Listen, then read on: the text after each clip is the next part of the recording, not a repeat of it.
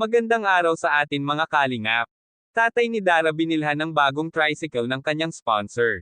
Pero bago po yan mga kalingap, kung bago pa lamang kayo sa channel ko, baka naman po pwedeng pa-like and subscribe my channel para lagi po kayong updated sa aking videos.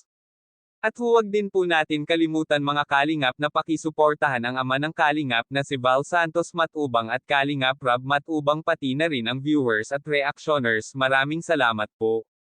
Mga kalingap, naawa ito si Kuya Rob nung nakita niya ang motor ng tatay ni Dara nung nakaraang pagbisita nila dito kila Dara na sira-sira na ito at pinipilit nito ipaayos. Ito pala yung motor na nakatambay sa lumang bahay dati nila Dara na lagi ito nakikita ni Kuya Rob. Kaya sinabihan ito ni Kuya Rob ang tatay ni Dara na kukuha na lang daw ito ng hulugan, pero ang sagot ito ng tatay ni Dara ay pagtiyagaan na lang daw niya ito ipaayos para wala siyang dagdag na isipin na bayaran. Gagamitin niya daw kasi ito para pang service pangtinda ng mga isda.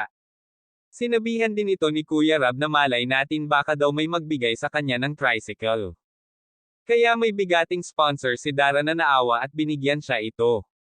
Magagamit niya rin ito para pang service kila Dara at Bea pagpasok at pag-uwi galing sa eskwela. At least hindi na ito gaano mag-alala sila Kuya Rob sa magkapatid dahil andyan na ang kanilang tatay na magbantay sa kanila, lalo na at magbabakasyon sila Kuya Rob sa Hong Kong pagkatapos ng bagong taon. Kaya sobrang natuwa naman ito si Dara nang nakita niya ang surpresa nila Kuya Rob sa kanyang tatay, kaya nagpapasalamat ito si Dara at ang kanyang tatay dahil sunod-sunod ang dating ng blessings kay Dara, kaya hanggang dito na lang muna ang update natin kay Dara. Maraming salamat po. Thank you for watching and God bless us all.